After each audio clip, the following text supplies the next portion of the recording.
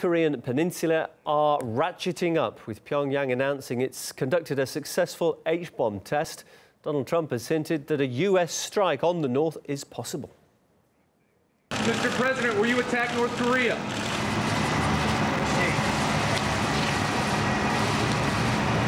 So this is a very ominous message coming from the president, who posted online that all options are on the table when it comes to North Korea, and that he was in fact going to meet with his generals and a number of other military officials to discuss the crisis. Now, Mattis, his Secretary of Defense, recently stated that it's always a possibility to find a diplomatic solution to such a crisis, but Trump himself has already repeated that speaking with North Korea is not going to be effective.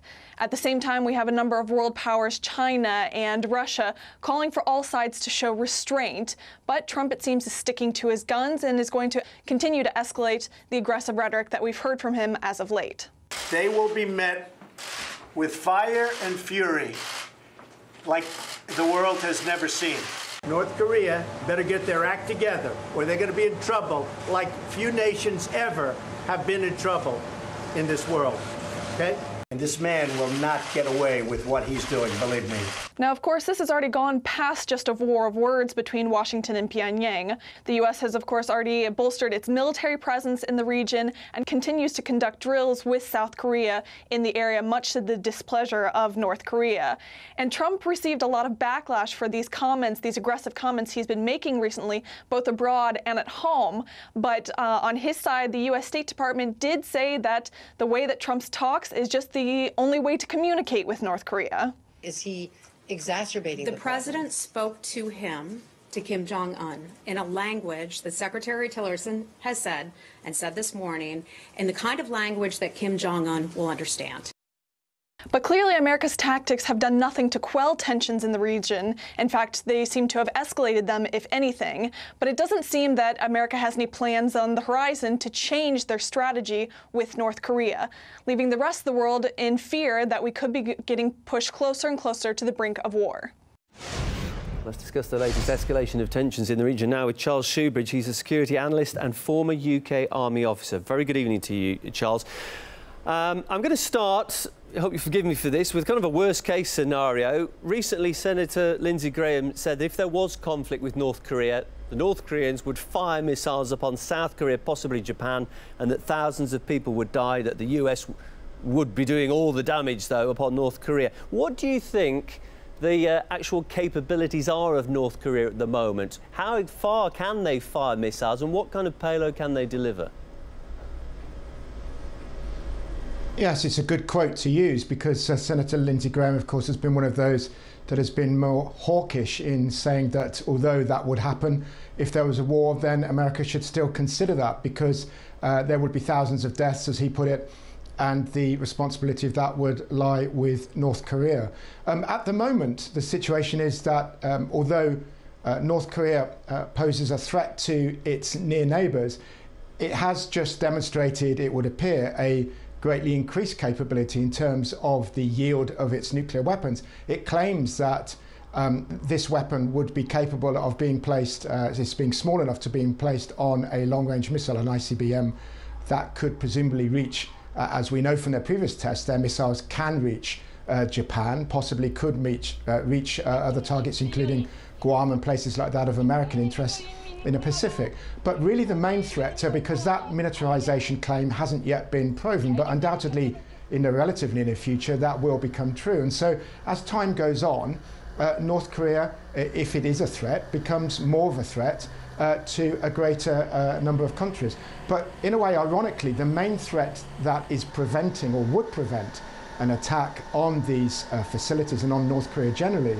isn't necessarily the fear of it using nuclear weapons. It is the fear that has long been in place that it has such overwhelmingly powerful conventional forces, particularly in terms of ordinary conventional artillery, that if America attacked, there would be retaliation, not necessarily against America in the first instance, but that there could be absolute devastation wrought not just on South Korea, but also on the capital itself, that could kill itself many tens of thousands. And it could be that that is what Lindsey Graham was talking about, rather than the specific nuclear threat of retaliation that undoubtedly will become more apparent in the future. Interesting. And just one more thing on the missile threat, because I note down that the US has, as I understand, missile defence systems in South Korea, these THAAD missile systems. Just how much infrastructure is there in place to shoot down any missiles the North Koreans might fire? How much of a threat are they in terms of their missile capability? The problem is that, well, first of all, there's a lot of literature to show that the anti-missile capabilities of the US, as indeed of Israel using similar systems and other systems that are designed to shoot down incoming projectiles, that their capabilities have been consistently overstated. Perhaps the majority of launches from a country such as North Korea could be intercepted, but of course the problem is that if you've got a situation where one or more projectiles, missiles are carrying nuclear weapons, you can't afford even one to get through. And that is what is going to dominate, I think, particularly military thinking in respect of tackling this North Korean issue.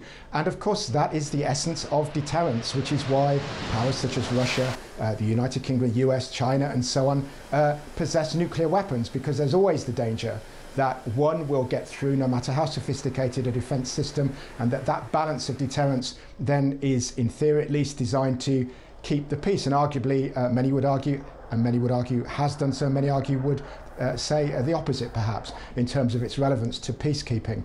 But in terms of the North Korean threat, of course it's a great conundrum for the world generally, and certainly for the region, because in attacking North Korea, which may prove to be the only way to stop this program, they may well actually instigate the kind of conflict and destruction, perhaps even nuclear destruction, which these strikes were at least publicly intended to prevent. If America and other countries were to attack, first of all, it would be very difficult to take out this program, I think, because it's so well advanced now. And secondly, there will be a lot of redundancy and replication in place in the program, so that if one facility is wiped out, perhaps others can take over. And also they are very well protected and hardened, perhaps underground facilities in any case. But secondly, of course, as we've mentioned, the main problem with carrying out some kind of military strike is the threat of retaliation, not against America necessarily at this stage, perhaps years down the line or even months down the line, but certainly now the very grave threat that would exist to North Korea's neighbour, South Korea, and particularly the capital. What do you think that Kim Jong-un is actually trying to achieve here? What he's trying to achieve, I think, is what he's made clear that he's trying to achieve, and I think not to be supportive of him necessarily, but I think to a large degree he has achieved that, and that is that he's trying to achieve security for his regime, for his government. The United States has repeatedly, not just under Trump, but of course in previous administrations as well, have repeatedly threatened North Korea, certainly from the perspective of the North Korean government, in terms of not just the rhetoric, the kind of rhetoric that we've seen very recently from Trump, for example, but to be honest, it's not greatly different from the kind of rhetoric we've seen, at least more subtly put, from previous US leaders towards North Korea. And also in terms of the actual demonstrations of intent that the United States have carried out increasingly in the last few months, but again have gone back certainly over the last two administrations in terms of very large-scale exercises, deployment of missile systems and so on, all of which America, if it was on its borders, would undoubtedly see as some kind of threat. And certainly North Korea has stated it sees as a threat. And also, if we look at the past, certainly 15 years of history of American foreign policy, it's certainly very arguable that American foreign policy has acted in a way, in a more general sense, to make nuclear proliferation more likely. And the simple reason is that when you look at countries such as Libya, Iraq, that gave up their weapons of mass destruction, those countries then arguably suffered conquest and destruction from the United States as a result. That isn't necessarily an argument that I would support. There are certainly elements of that argument that are supportable, and it's certainly an arguable case. But what's important here is really the nub of the question you asked, which is from the perspective of other powers around the world. They see United States policies as aggressive, as expansionist, and as a threat. And they see also that countries that have nuclear or other weapons of mass destruction deterrents don't get attacked by the United States. Those that don't have these deterrents do get attacked. And this, I think, is one of the consequences that in due course will be seen as a result of one of the results of American foreign policy, the West foreign policy actually, over the last 10 to 15 years.